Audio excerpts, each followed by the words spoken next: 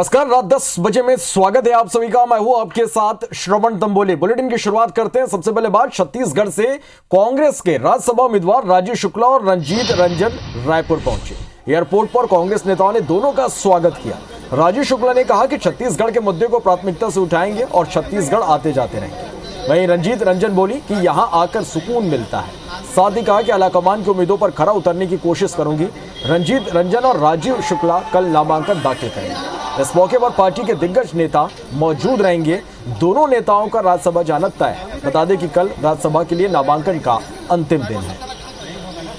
तो ये तस्वीरें, दो तस्वीरें आप देख पा रहे हैं।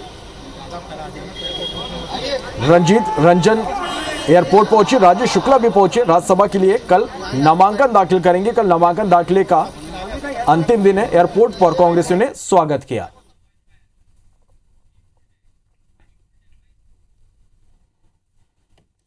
छत्तीसगढ़ आके हम लोगों को सुकून मिलता है। जो देश के हालात है, तो मैं अपनी पार्टी को, सोनिया जी को, राहुल जी को और सबसे अहम छत्तीसगढ़ के तमाम अपने कांग्रेसियों को ही नहीं, तमाम जनता को और हमारे विधायकों को धन्यवाद करती हूँ कि उन्होंने अब इस लायक वो बनाएंगे। मैडम ने जो इस लायक बनाया है वो एक रिस्पॉन्सिबिलिटी के तहत बनाया है और उस पर भरपूर कोशिश करूंगी कि उस पर खरा उतरूं। राज्यसभा के जो कांग्रेस के प्रत्याशी हैं राजीव शुक्ला जी, वो यहाँ पर पहुंचे हैं। आप राज्यसभा के लिए प्रत्याशी बने हैं, लगभग चुन लिए गए हैं। क्या प्राथमिकताएं रहेंगी आप? देखिए, प्राथमिकता होगी विकास, छत्तीसगढ़ की समस्याओं को उठाना संसद में और इन समस्याओं का निवारण करवाना, निराकरण कराना, ये प्राथमिकता हो। क्योंकि मैं समझता हूँ छत्तीसगढ़ में बहुत पोटेंशियल है, बहुत यहाँ पे जो है क्षमताएं हैं और उन क्षमताओं को कैसे आगे बढ़ाया जाए इसकी कोशिश होनी चाहिए। मैं उन सांसदों में नहीं हूँ कि जो है इलेक्ट होने के बाद और फिर कुछ नहीं किया। तो मैं लगातार जो है छत्तीसगढ़ की सेवा, छत्तीसगढ़ की जनता की सेवा करता रहूँगा। छत्तीसगढ़ से जो बाहर के लोगों को लाया गया है, भारतीय जनता पार्टी को बड़ी तकलीफ नजर आ रही है। बोल रहे हैं एक तरह से आघात है, विश्वासघात है कांग्रेसी के। हम तो सब भारत के नागरिक हैं। सुप्रीम कोर्ट ने तय किया कि भारत का कोई नागरिक कहीं भी राज्यसभा का लड़ सकता है। बीजेपी को पूछने का अधिकार नहीं है। बीजेपी ने तो कोई मुरुगन है साउथ के, उनको मध्य प्रदेश से लेके आए हैं। उनके नाम दे मैं लिस्ट की, कहाँ के आदमी कहाँ से जो लेके आए हैं। दक्षिण भारत के लोग उत्तर भारत में लेके आए हैं वो क्या बात करते हैं। तो ये थे राजीव शुक्ला जी और इनका कहना है कि वो उन राज्यसभा सदस्यों में से नहीं रहेंगे जो एक बार राज्यसभा सदस्य बनने के बाद दोबारा नहीं आते। उनका आना जाना यहाँ पर जारी रहेगा। और साथ ही साथ उन्होंने भारतीय जनता पार्टी के जो बयान आ रहे हैं इस बारे में कटाक्ष करते हुए कहा कि भारतीय जनता पार्टी को कांग्रेस के मामले में बोलने का कोई अधिकार नहीं है। कैमरामैन अजय गुज्जर के साथ राजेश मिश्रा, IBC 24 रायपुर। छत्तीसगढ़ से कांग्रेस के दोनों प्रत्याशी राजीव रंजन शुक्ला और रंजीत रंजन मंगलवार को नामांकन दाखिल करेंगे। नामांकन के दौरान मुख्यमंत्री भूपेश बघेल, प्रदेश प्रभारी PL पुनिया, प्रदेश अध्यक्ष मोहन मरकाम और कई मंत्री और विधायक मौजूद रहेंगे।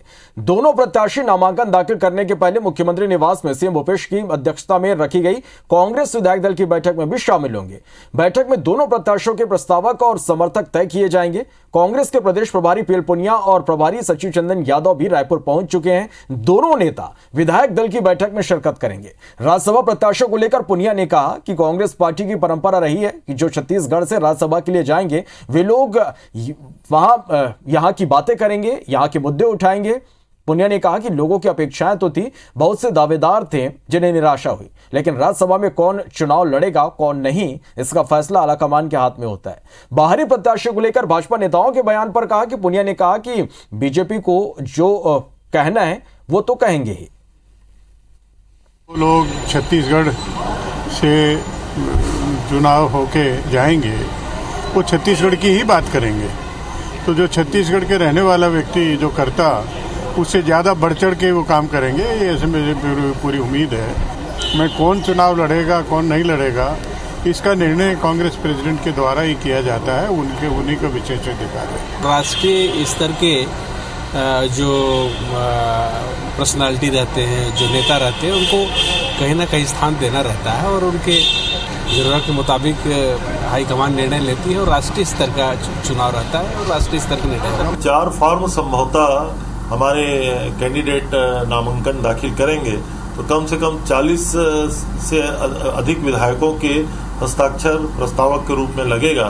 तो सारे विधायक एक साथ इकट्ठा हो जाएंगे, नामांकन पत्र में हस्ताक्षर की कार्यवाही कल करेंगे। मध्य प्रदेश में विधानसभा चुनाव के पहले आई कांग्रेस की सर्वे रिपोर्ट पर सियासत गर्म हो रही। रिपोर्ट में बताया जा रहा है कि अगर अभी चुनाव हो तो कांग्रेस के 95 में से 27 विधायक हार जाएंगे, जिसमें पूर्व मंत्री सज्जन सिंह वर्मा, विजय लक्ष्मी साधो, बाला बच्चन, पूर्व विधानसभा अध्यक्ष एमपी प्रजापति के साथ अन्य कांग्रेसी दिग्गजों के नाम शामिल है। इस रिपोर्ट के बाद सज्जन सिंह वर्मा ने कहा कि कांग्रेस पार्टी का एक धड़ा ऐसा है जो इस तरह की खबरें फैलाकर कुछ लोगों को डैमेज करना चाहता है। साथ ही उन्होंने कहा कि कोशिश की जा रही कि सज्जन सिंह वर्मा को कैसे डैमेज किया जाए। सज्जन सिंह वर्मा ने कांग्रेस को ही कटघरे में खड़ा करते हुए कहा कि बीजेपी और कांग्रेस के कुछ लोग मिलकर इस षड्यंत्र को जन्म दे रहे हैं। तो नरोत्तम मिश्रा ने तंज कसते हुए कहा कि कांग्रेस के कुछ नहीं बल्कि सभी कांग्रेसी विधायकों की हालत खराब है। सर्वे वाले ने भी आधी रिपोर्ट दी होगी, जितने विधायक हैं कांग्रेस के सबकी हालत खराब है। मध्य प्रदेश के माननीय गृह मंत्री हमारे नरोत्तम मिश्रा जी, वो एक चारपाई में कुम्हार के घर पे दतिया क्षेत्र में बैठे थे। तो मैं सोच रहा था यार ये तो ऐसा कभी मैंने देखा नहीं। फिर मैंने चिंतन किया कि इनकी स्थिति बड़ी खराब है। जैसे मध्य प्रदेश की कानून व्यवस्था खराब है, वैसी ही स्थिति दतिया में इनकी खराब है। इसीलिए कुम्हार के घर पहुंचे हैं बेचारे के, और चारपाई में लगाकर उससे पूछ रहे तेरे क्या हाल है। तो ये अपनी चिंता करे, कांग्रेस विधायकों की चिंता ना करे। सरकार कांग्रेस 2023 में पूर्ण बहुमत की बनाएगी। एक पार्टी का मुखिया यदि वो सर्वे करा रहा है तो इस तरह की डैमेजिंग खबरें क्या बाहर भेजेगा?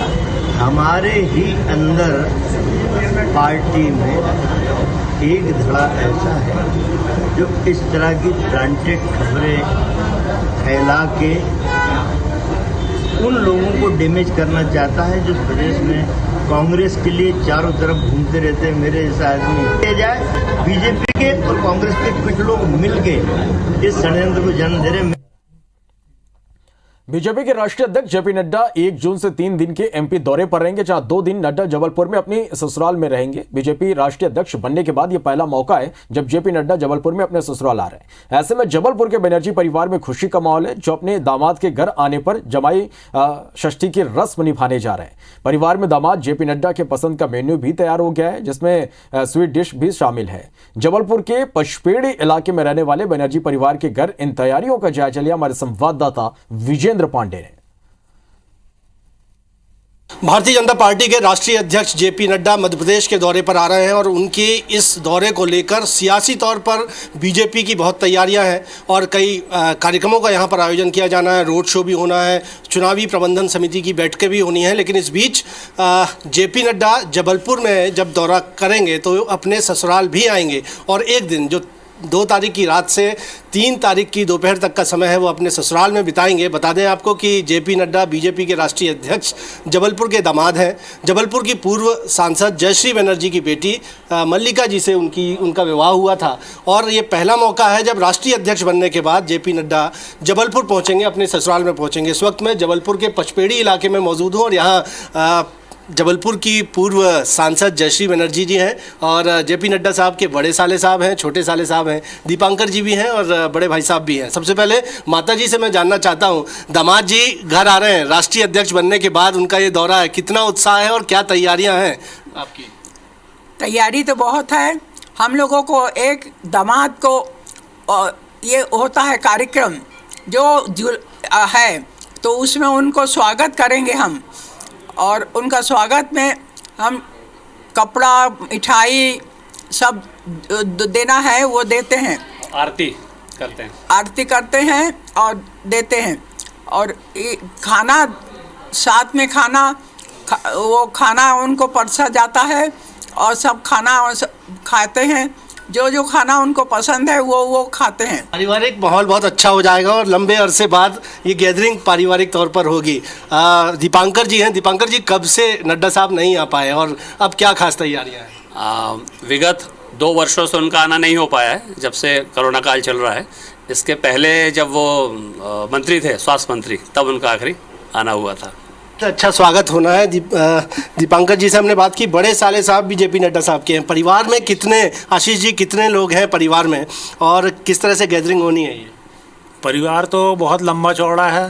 दामाद का सम्मान होता है, उसको बहुत सामान इत्यादि दिए जाते हैं, कपड़े से लेकर कई चीज़ें दी जाएंगी, तो वो सम्मान भी होगा उनका यहाँ। बहुत सम्मान की तैयारी है। जमाई षष्ठी एक परंपरा बताई गई है उसका निर्वहन भी यहाँ पर किया जाएगा। हम ये भी देख लेते हैं, मैंने जैसा बताया कि ये निवास जो है जयश्री बनर्जी पूर्व सांसद जबलपुर की, हम देखते हैं कि किचन में क्या तैयारी है, कि आखिर ससुराल जब अपने जेपी नड्डा साहब आ रहे हैं तो किचन में क्या तैयारियां हैं। दीपांकर जी की वाइफ है, आप बताइए कि क्या तैयारी है और ख़ास तौर पर नड्डा साहब क्या पसंद करते हैं खाने में। नड्डा साहब जो हैं ख़ास तौर पर जो है हेल्दी फूड पसंद करते हैं, साथ ही साथ हमारे बंगाली डिशेस भी पसंद करते हैं। तो हमारे बंगाली में जब भी कुछ होता है, मोस्ट इम्पॉर्टेंट फंक्शन में भी जो होता है फेवरेट जो होता है वो है सरसों माछ, जो है हम लोग मस्टर्ड में बनाते हैं। तो वो एक चीज़ जो ये बन रहे हैं, ट्रेडिशनल डिशेस जो है वो तैयार होंगी। स्वीट डिश में क्या तैयारी है? स्वीट डिश एज इस जो है मिष्टी दोई है,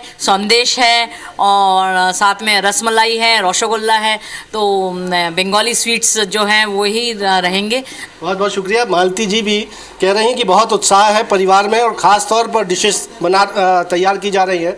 जो मील के लिए, खाने के लिए जो डिशेस हैं उसका एक तरह से मेन्यू उन्होंने बताया और ये भी बताया कि स्वीट डिश में क्या क्या तैयारियां की जा रही बनाने की। और पूरे बनर्जी परिवार में हम कहें कि ज़बरदस्त उत्साह है। राष्ट्रीय अध्यक्ष यूँ तो सबसे बड़े एक चेहरे बीजेपी के देश में हैं, लेकिन परिवार का दामाद जो है वो जबलपुर आज पहुँच रहा है। यही वजह है कि बनर्जी परिवार में जबलपुर के खासी तैयारियाँ जेपी नड्डा के इस जबलपुर आगमन के चलते की जा रही हैं। कैमरामैन सतीश सराठे के साथ विजेंद्र पांडे, IBC 24 जबलपुर। चलिए आगे देखते हैं बिग न्यूज। प्रवर्तन निदेशालय ने दिल्ली के स्वास्थ्य मंत्री सत्येंद्र जैन को कोलकाता की एक शेल कंपनी से हुए मनी लॉन्ड्रिंग के मामले में गिरफ्तार किया। इस मामले में सीबीआई ने भी भ्रष्टाचार निरोधक अधिनियम की विभिन्न धाराओं के तहत मुकदमा दर्ज किया था। ईडी सत्येंद्र जैन को विशेष अदालत के सामने पेश कर पूछताछ के लिए रिमांड पर लेने की तैयारी कर रहा है। सत्येंद्र जैन की गिरफ्तारी पर आप सांसद संजय सिंह ने सवाल खड़े किए। उन्होंने कहा कि एजेंसी को 8 साल से गिरफ्तारी याद नहीं आई। ऐसी जांच एजेंसी को बंद कर देना चाहिए जो 8 साल में एक मामले का निपटारा न कर सके। बीजेपी हिमाचल प्रदेश हार रही है, इसलिए आपको बदनाम करने के लिए ड्रामा नौटंकी हो रहा है। ज्ञानवापी मामले में 4 जुलाई को अगली सुनवाई होगी। सुनवाई शुरू होती ही अंजुमन इंतजामिया मसाजिद कमेटी की ओर से दलीलें रखी गई। मुस्लिम पक्ष अपनी दलीलों में पूरे मामले को खारिज करने की बात कहता रहा। मुस्लिम पक्ष ने हिंदुओं के दावे पर आपत्तियां दर्ज कराई। मशहूर सिंगर सिद्धू मूसेवाला की हत्या पर पंजाब के सीएम भगवंत मान ने बड़ा फैसला लिया है। मुख्यमंत्री कार्यालय ने बताया कि मूसेवाला की हत्या के जांच के लिए पंजाब और हरियाणा उच्च न्यायालय के मौजूदा न्यायाधीश के नेतृत्व में न्यायिक आयोग का गठन किया गया है। मुख्यमंत्री ने लोगों को भरोसा दिलाते हुए कहा कि इस जघन्य अपराध को अंजाम देने वाले आरोपी जल्द ही सलाखों के पीछे होंगे।